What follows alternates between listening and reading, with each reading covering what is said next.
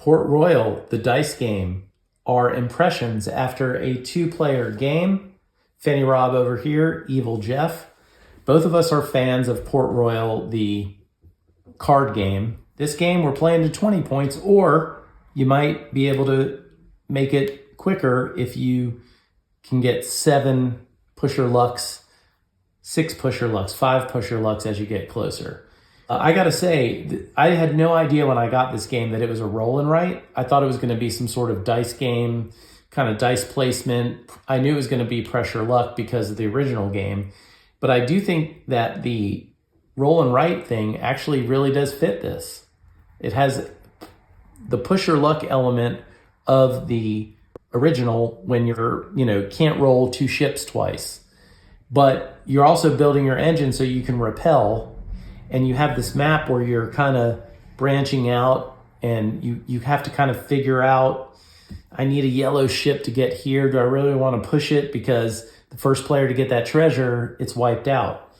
So I think it shares a lot of the things of the original game, but it almost feels like more of a game. What I liked about it is that it gave you enough variety of things to go after that it didn't push you into one direction or another, that we were both heading the same direction at the same time. In other words, we took a slightly different approach, each of us did, and it, I wound up with a lot more skulls, which set me back, but I kind of rushed up on the map further than you did initially, but the tension was good, the overall closeness of the game was pretty tight. It felt like it was anybody's game almost all the way to the end. It really was. It could have gone either way in a couple cases, and it's just, of course, the matter of the luck of the dice. But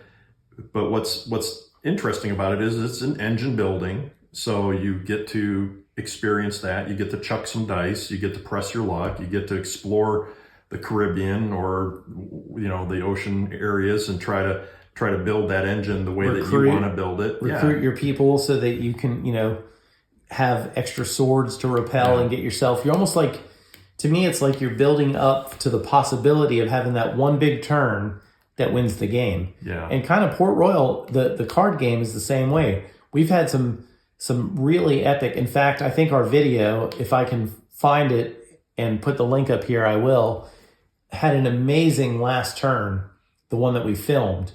And I feel like this captures the same thing. It felt like I was building up, trying to store up the swords, store up the orange wheel so I could have that one big push to get the sudden death victory. I like the sudden death thing. I think it keeps it from going on too long. Yeah, that's exactly what it does. And it keeps the tension higher. Right, because you can win it. You're a couple of spots behind. Yeah. No big deal. Lucky roll. Right. Especially if you get the wheels out because you can't bust. Yeah.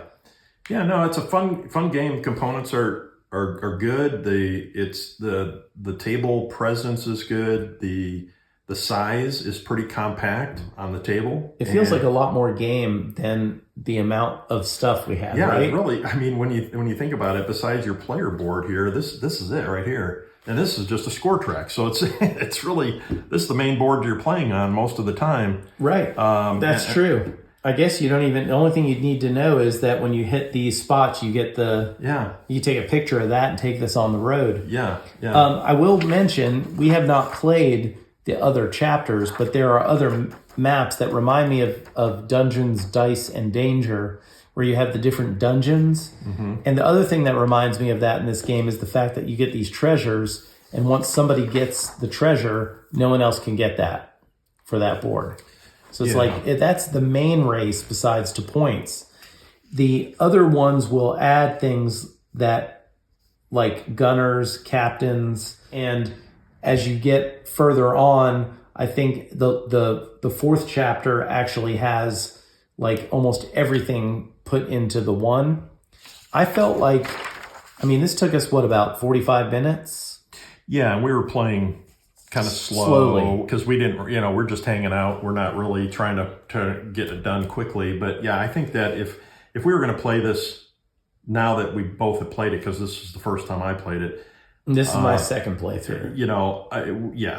45 minutes tops. I think But it didn't feel like a long 45 minutes, right? I felt like I was engaged the whole time. Oh yeah, and it's such quick turns, and you get to follow, and you follow, right? So you're engaged there. So yeah, there's no downtime. You don't. It's pretty quick turns. The only thing I haven't looked at any of the other maps, so I don't know. You said there was a chapter 3 and a chapter 4, right? So so that would be interesting to see how those played, and. They just get a little bit more complicated. They'll add a couple of things that will help you build your engine. Yeah. Like, for instance, the gunners, which happen in Chapter 2, and the rule book is really good about laying all this stuff out. Yeah, and the only other thing I was curious about was whether or not they had any asymmetric playboards, but no, they're not. It looks like they're all the same. Yeah. The only thing I wonder is, and I've wondered... and I don't see anything in the rule book. I don't think there's a variant. But I'm wondering, like, if I used a map and you used a map, if somehow the game would work, with Chapter 1 versus Chapter 2. But I'm... With the extra people, though, yeah, I don't think it would. Yeah, I don't know that it would. So, for instance, let's see here. The gunner reduces the number of crosses you need for a numbered space by 1 for the rest of the game.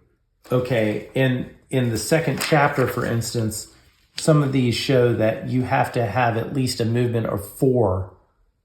So you'd have to have at least 4 X's to move onto that space. The gunner lets you lower that by 1.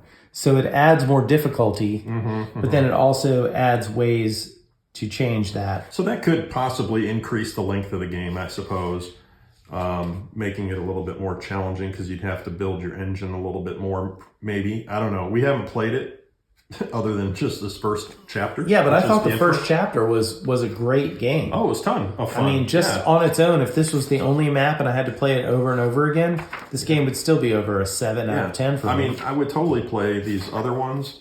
And the only other thing that I just wonder about after we get done, playing more of these is whether or not it would get stale without some asymmetric aspect to it. That might be kind of interesting. Like a captain's pack that gives you something that's like, something that's here's your different, captain that allows you, when you cross off a red wheel, you get 1 extra something, or even if the maps were just slightly different, but somehow balanced. I mean, obviously they would have to play test all that, but that would be interesting too, because that way we wouldn't be heading the same direction towards the same things all the time. It would be you might have access to certain things that maybe were further away from me, but I'd have things that were closer to me. Well, also the fact that they add these different colored spaces where you need, like this one, you need to have a wheel to get to that space.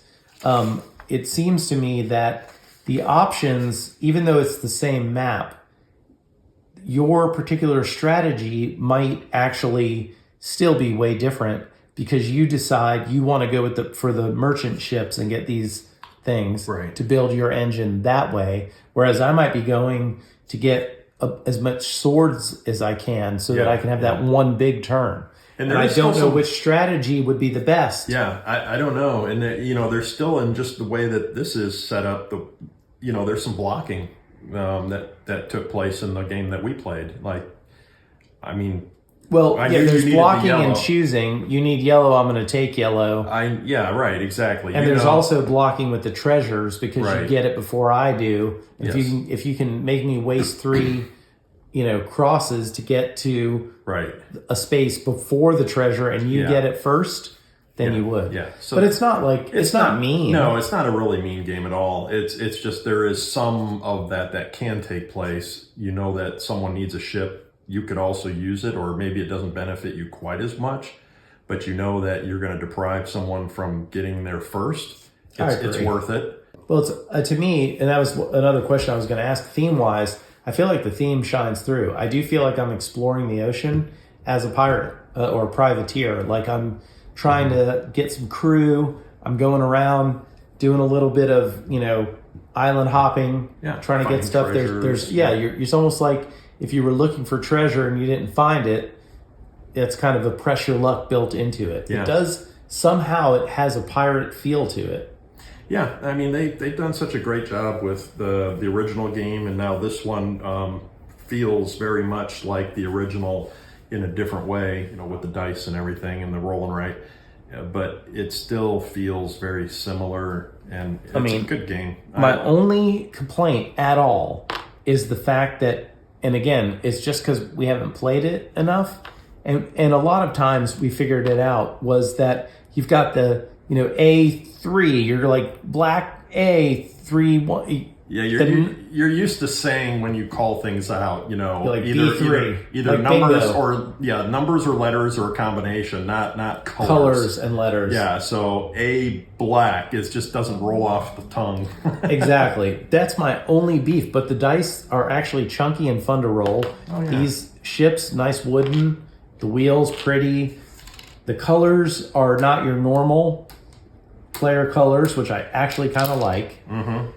And the map does have sort of like a classy look to it. Yeah. Now, how many pads of these come with it? You know, is it a lot. Stack? I mean, A lot. Yeah. Yeah. So to keep you. And I did. Playing for, oh wow! Look at that. I did an unboxing video and kind of flipped through these, yeah. but I mean, this has chapter 1 and 2, and I mean, there's got to be at least 50. Yeah. You probably won't play the game that much. If you played the game that much, I think I'd be glad to pick up replacement pads. Yeah, you got your money's worth. And you could always laminate them. I thought the markers that come with the game are cool, and they don't bleed through to the other side like a Sharpie would. But oh yeah, so you can still play the other side without it. Yeah, that's true. I didn't even notice that. Yeah, that's so nice. I think the quality of the components are, I mean, this box is heavy.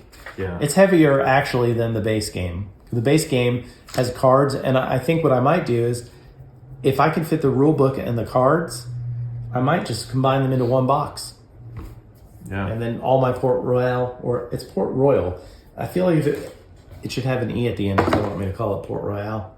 Yeah. Anyway, I think this game is French or not, I guess. Or on BGG, I put it as an 8 because to me, like, this is a game that I would actually pull out. This is a pirate roll and write. Yeah.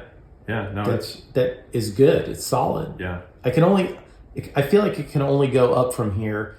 Like, even if maps 2, 3, and 4 were a little bit more game than I wanted out of a roll and write, and I'd rather play Merchants and Marauders, I think just the base game alone would be enough to warrant owning this game, because I feel like anyone who likes Fleet the dice game, if you like Dungeons, Dice, and Danger, any of the games that are at that weight of game, I think you'd like this. No, I mean, the art's good. Everything about it's really good. I actually kind of like it, and I don't know at this point which of the two I like better. That's where I was really going with it, is like, you know, if we were going to break it out and say, okay, we got a you know, hour and a half to kind of I think if it was two of set us, something up, what would we play? A 2-player game, I think this is way better than Port Royal, the card game. Oh, for sure. 3 players, I think it's much closer. Well, and I don't think I would want to play this with more than 3 people.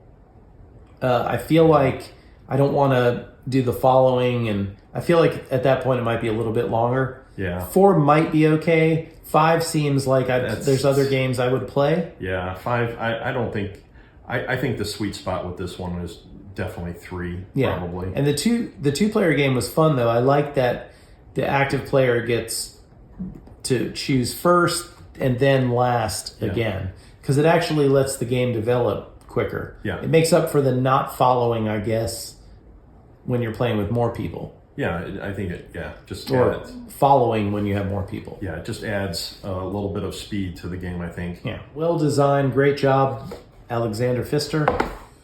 Nice stuff. That's our first impressions of 2-player game of Port Royal, the dice game. Thank you for watching. Please like this video, subscribe to the channel, watch our playthrough, watch my unboxing, and we also have playthroughs of Port Royal, the big box edition. So check those out too. I'll try to put links to everything at the end of this. Take care. Thanks for watching.